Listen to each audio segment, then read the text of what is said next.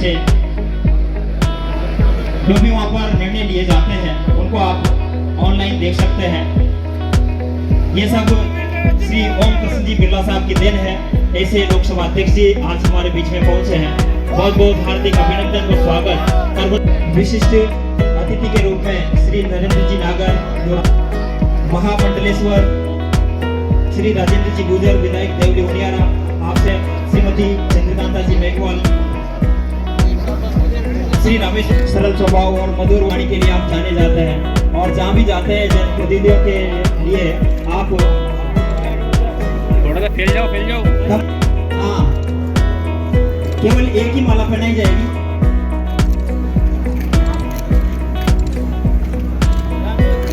सरल स्वभाव रखने वाले 692 लाख रुपए के कार्य हुए हैं, उनका डिजिटल माध्यम से लोकार्पण व शिलान्यास माननीय अतिथि साहिबान के द्वारा किया जा रहा है। आप लोग भी तालियां बजाकर इनका अभिनंदन कर सकते हैं, स्वागत कर सकते हैं।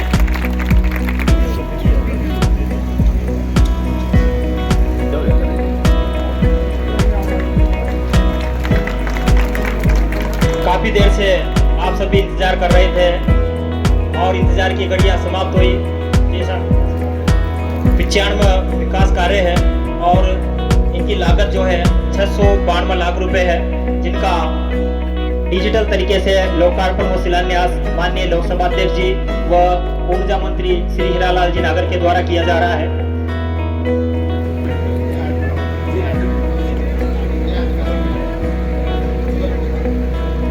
इस ग्राम पंचायत के 14 ग्राम पंचायतों के अंतर्गत हुए विकास कार्य है, उनका डिजिटल तरीके से लोकार्पण किया जा रहा है। सभी बंधु जो पीछे खड़े हैं उनसे निवेदन करूंगा कि आप लोग आगे। प्रभुलाल जी करसोलिया आज उनकी याद नेतृत्व भी किया। भारतीय जनता पार्टी को यहाँ गांव और हर मोहल्ले तक पहुंचाने का काम किया। यही नहीं काम किया और यही नहीं, इस पूरे क्षेत्र में सामूहिक विवाह समारोह का एक नया ऐसा आयोजन वो करते थे के माध्यम से वो हर परिवारों में, हर घर में लोकप्रिय थे। राजस्थान की विधानसभा में मेरे साथी रवि, पूर्व विधायक चंद्रकांत जी मेघवाल, स्थानीय पंचायत समिति के प्रधान साहब पदम जी, कलवर की धरती पर दूर है, थोड़ा दूर इलाई में, जिस धरती पर पैदा होने के बाद जिन्होंने अपना सारा जीवन समाज के लिए, देश के लिए समर्पित किया, मोबाइल मतलब है। ऐसे हमारे जनप्रिय नेता स्वर्गीय प्रभुलाल जी करसोलिया जी का मूर्ति का अनावरण आज हुआ है। प्रभुलाल जी करसोलिया का जीवन गरीब, वंचित, पिछड़े वर्गों के लिए उन्होंने समर्पित किया। एक छोटी सी ग्राम पंचायत से लेकर राजस्थान की विधानसभा तक उन्होंने नेतृत्व किया। नीचे और नेनवा विधानसभा के विकास के लिए, नेनवा क्षेत्र की जनता के लिए, यहाँ के किसानों के लिए, मजदूरों के लिए, गरीब वंचित लोगों के लिए उन्होंने जन सेवा के रूप में अपना विशेष स्थान बनाया। केवल नेनवा नहीं, संपूर्ण हाड़ौती क्षेत्र के अंदर प्रभुलाल जी करसोलिया ने बता दिया कि किस तरीके से गांव से निकलकर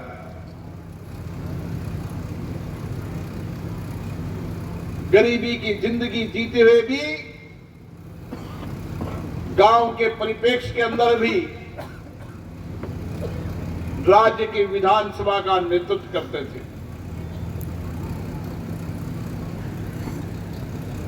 और इसीलिए ये लोकतंत्र की हमारी ताकत है कि छोटे से गांव का व्यक्ति भी राज्य विधानसभा का सदस्य बन सकता है, राज्य का मुख्यमंत्री बन सकता है, देश के प्रधानमंत्री बन सकते हैं। ये हमारे लोकतंत्र की ताकत है, ये जनमत की जनभावना की ताकत है। और इसीलिए लोकतंत्र के अंदर समाज का अंतिम व्यक्ति भी अगर अपने जीवन को, सामाजिक जीवन को समाज और देश के लिए समर्पित कर दे तो जनता उसको विधानसभा से लेकर लोकसभा तक भेज सकती है। मैंने भी अपना राजनीतिक जीवन एक छोटे से कार्यकर्ता के रूप में शुरू किया, लेकिन आप सबके आशीर्वाद से विधानसभा और उसके बाद लोकसभा आपने भेजा। और इसीलिए भारत के लोकतंत्र की यह ताकत दुनिया के अंदर आश्चर्यचकित है कि गांव का परिप्रेक्ष्य का व्यक्ति भी देश का प्रधानमंत्री बन सकता है, मुख्यमंत्री बन सकता है, सांसद बन सकता है, विधायक बन सकता है। और प्रभुलाल करसोलिया जी का जीवन तो हमने देखा है,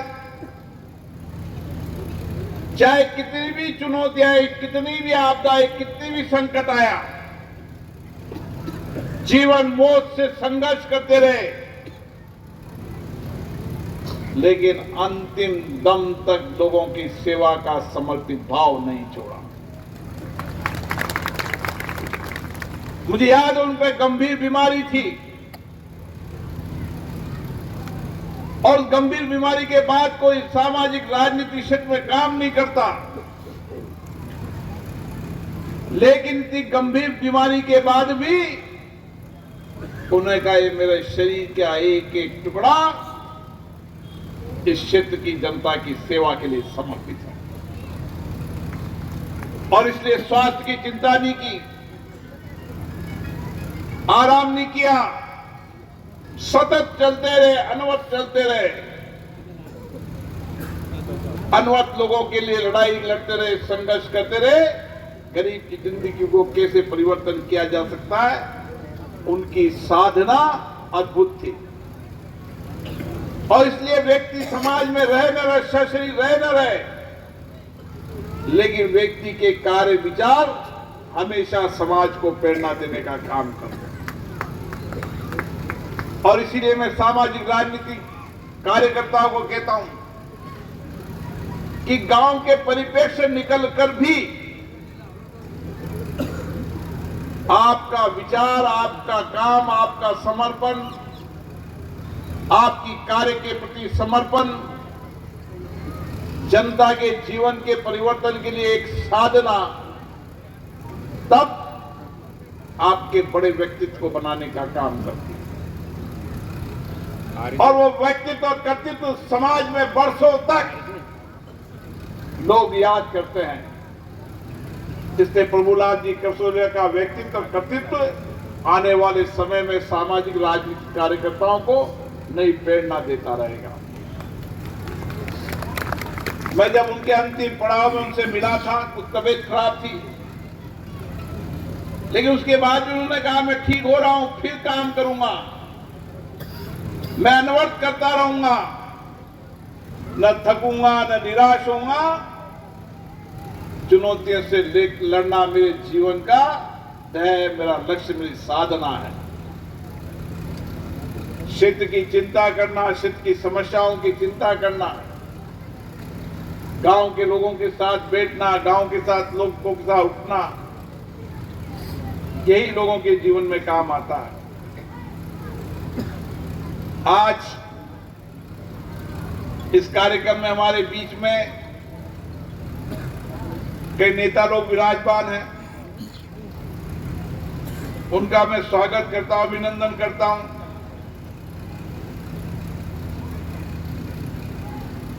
और मैं आपसे ये कटिबद्ध होकर कहता हूं। मुझे याद है, इस इलाका अभाव में रहने वाला इलाका है, कठिन परिश्रम करने वाला इलाका है, चुनौतियां आपदा आपने देखी है। जब मैं पहला चुनाव लड़ने आया, जब भी मैंने यहां की स्थितियां देखी थी, पिछली बार जब 5 साल कांग्रेस की सरकार थी, कोई इलाके का ऐसा रोड नहीं था जो रोड टूटा हुआ नहीं हो। बदहालत रोडों की थी, अस्पतालों में पैसा नहीं आता था, स्कूल के नवनिर्माण बंद हो गए थे, एक तरीके से सारा विकास का काम ठप हो चुका था। हमसे लोग कहते थे, बिरला जी आप सांसद हैं। मैं उस समय कहता था, राज्य की सरकार होती है, राज्य के काम है। लेकिन आज हम ये नहीं कह रहे आपसे कि हमारा विधायक नहीं है। विधायक हो ना हो, 5 साल के अंदर इस क्षेत्र की जो बुनियादी समस्या है, बुनियादी चुनौतियां हैं, उन बुनियादी समस्या और चुनौतियों का समाधान करेंगे ही करेंगे। अभी 1 वर्ष सरकार को हुआ है। हमने इस करवर के क्षेत्र में कहा था, जो इलाका असिंचित है, उस असिंचित इलाके को कैसे सिंचित बनाया जा सकता है, उसकी कार्य योजना बनाने के लिए अधिकारियों को कह दिया है। नक्शा खोलो, चाहे ईआरसीपी से पानी आए, चाहे कहीं से भी पानी आए, लेकिन कोशिश होना चाहिए कि हर खेत तक पानी पहुंचे, सरफेस वाटर पहुंचे। एक किसान के लिए खेत में पानी उसकी उपज के लिए सबसे बड़ी आवश्यकता होती है। हमारे ऊर्जा मंत्री यहां पर बैठे हैं। ये सारा क्षेत्र हमेशा बिजली की समस्याओं से जूझता रहा। जब मैं यहां का प्रभारी मंत्री था, संसदीय सचिव था, जब भी इस हाड़ौती में अगर सबसे बिजली से संघर्ष करने वाला क्षेत्र था तो ये करवर नेनवा हिंडोली का क्षेत्र था।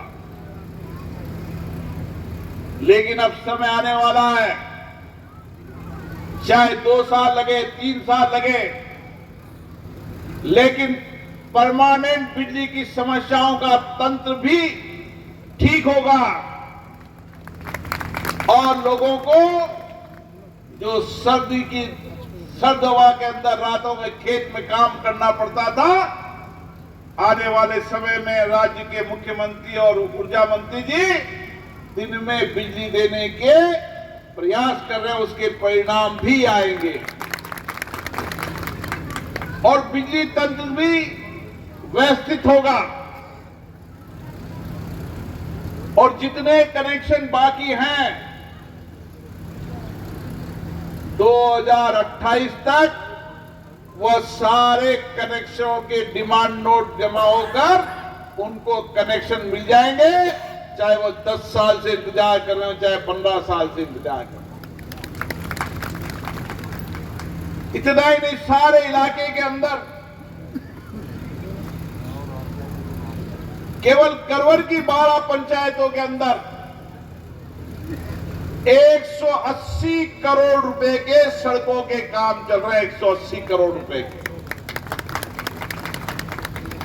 और जो इलाके सड़कों से बचे हुए हैं, क्योंकि 5 साल कांग्रेस अगर सड़कों को ठीक बना देती, कनेक्टिविटी ठीक कर देती, गड्ढों में नहीं चलने होता, तो हमारा कार्यकर्ता सड़कों की बात नहीं करता।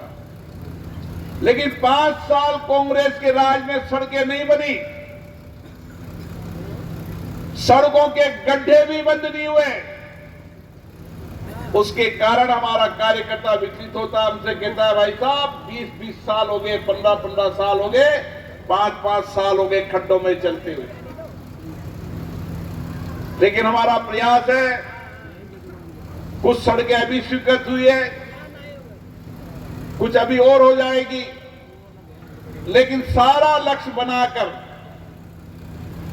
सभी सड़कों को जोड़ने का काम हो जाएगा। लेकिन हेमराज जी की तरह तीन तरफ से जोड़ने का काम नहीं होगा, पहले एक तरफ से जोड़ने का काम होगा। पहले गांव एक सड़क से जुड़े, जो पुरानी सड़कें बनी हुई थी उन सड़कों पर पेच रिपेयर हो, उसके बाद और आवश्यकता हुई तो और सड़कों से जोड़ने का काम करेंगे। लेकिन प्राथमिक रूप से गांव सड़क से जुड़ा रहे, कोई सड़क से कोई गांव बचे ना, ये काम हमें करना है। हीरालाल जी तो अपनी विधानसभा में एक कदम आगे बढ़ के चल रहे हैं। वो कम समय में लगेगा कि हम वो खेतों से भी जोड़ने का काम कर रहे हैं, उसमें समय लगेगा, क्योंकि पिछले 5 साल अगर ये काम हो जाता तो हम और आगे बढ़ते। लेकिन सड़कें के तंत्र को सुनिश्चित करेंगे और जितने भी सीनियर हाई सेकेंडरी स्कूल है जहां पर साइंस है, 1 साल के अंदर उन सारे स्कूलों में अटल थिंकिंग लैब लग जाएगी 10-10 लाख रुपए से, ताकि विद्यार्थी पढ़ सके। जितने भी हाई सेकेंडरी स्कूल है, सेकेंडरी स्कूल है, इस 2 साल के अंदर सब में कंप्यूटर लैब लग जाएगी, इंटरनेट का कनेक्शन हो जाएगा, ताकि वहां पढ़ने वाला बच्चा देश और दुनिया की पढ़ाई कर सके, गांव में अच्छी शिक्षा प्राप्त कर सके। सारे मिडिल क्लास है, उसमें अगले 2 साल बाद हर मिडिल स्कूल के अंदर भी एक कंप्यूटर लैब लग जाएगी, उसमें सिखाने वाला अध्यापक भी ट्रेंड हो जाएगा, ताकि आने वाले समय के अंदर सारे स्कूलों के अंदर हमारा बच्चा नई तकनीकी की शिक्षा का ज्ञान प्राप्त कर सके, कंप्यूटर शिक्षा का ज्ञान प्राप्त कर सके। हमारी महिला यहां बैठी है, करवर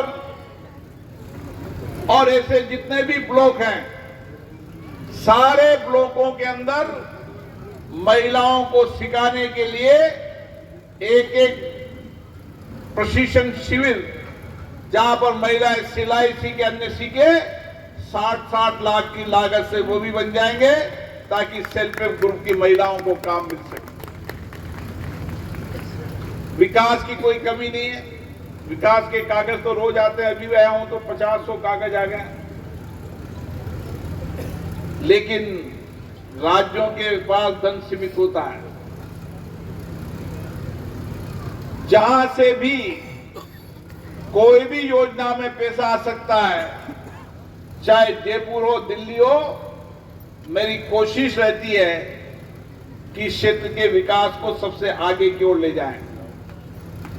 और इसीलिए आप निश्चित रूप में रहिए, जो अपेक्षा है आपकी है, जो आकांक्षा आपकी है, उन अपेक्षा आकांक्षाओं को पूरा करने की जिम्मेदारी हमारी है। जन भावनाओं की जिम्मेदारी पूरा करने का काम हमारी है। और इसीलिए मैं कहता हूं कि समय लग सकता है, लेकिन जो आपने कागज दिया है उसका परिणाम निकलेगा ही निकलेगा। इसलिए कागज में लिखो तो साइन ज्यादा मत करो, नाम पता और टेलीफोन नंबर लिखो। बिना टेलीफोन नंबर दोगे तो कागज किसने दिया पता नहीं चलेगा, जब हम पूछेंगे बातचीत करेंगे तो पता नहीं चलेगा। इसलिए कोई कागज दो, साइन ज्यादा करने की आवश्यकता नहीं है, नाम पता टेलीफोन चाहे 2 नंबर लिखो, ताकि उससे हमारे ऑफिस वाले बात कर सके। संभव हो तो हाँ भर देंगे, नहीं संभव हो तो 1 साल लगेगा, 2 साल लगेगा, 3 साल लगेगा, इसकी योजना बना देंगे। लेकिन मैं ये नहीं कह सकता कि 1 साल में सारे काम हो जाएंगे। समय लग सकता है, लेकिन काम जरूर होंगे। जिन सड़कों पर लोग 50-50 साल से इंतजार कर रहे थे, वो सड़कें बनना शुरू हुई है। कई गांव तो ऐसे थे जहां 50 साल से सड़कें नहीं थी, उन गांवों को सड़कों से कनेक्ट करने का काम किया है। इसलिए हमारी कोशिश है कि खेत के किसान पे पानी और बिजली प्राथमिकता से काम हो। इससे नहरी तंत्र को सुदृढ़ हो। कुछ इलाका ERCP में जुड़ा है, कुछ इलाका अभी भी बाकी है, उस इलाके को भी कैसे जोड़ा जाएगा उसकी योजना बना रहे हैं। लेकिन आपकी जनभावनाओं का आदर करना हमारी जिम्मेदारी है। ये भारत है, ये भारत में 75 साल विकास की यात्रा में बहुत आगे बढ़े हैं और आगे बढ़ेंगे। आप सबको बहुत बहुत धन्यवाद। मुझे आशा है कि आप कुंभ में, महाकुंभ में सब स्नान करके आगे होंगे। नहीं आगे होंगे तो यही महाकुंभ में महाशिवरात्रि पर स्नान करें, क्योंकि आज दुनिया भारत के इस आध्यात्मिक सांस्कृतिक महोत्सव को देख रही है कि करोड़ों लोग कठिनाइयां, चुनौतियों, संकट के बाद भी महाकुंभ में पहुंच रहे हैं। ये हमारी आस्था होती है और इसीलिए आस्था और विश्वास हमारे जीवन में रहना चाहिए। आप निश्चित मानिए, जो भी कागज आपने दिया है उस पर हम कार्रवाई करेंगे। बड़ी अपेक्षा से कोई किसान, मजदूर, नौजवान, वंचित, गरीब व्यक्ति कागज देता है, हमारी चिंता रहती है कि उसकी लिखी एक एक कलम, एक एक शब्द हमारे लिए मंत्र है, हमारे लिए प्रेरणा है। और हम आपके लिखे कागज को इसी तरह मंत्र और प्रेरणा के रूप में लेते हैं। आप सबको बहुत बहुत धन्यवाद। जय हिंद।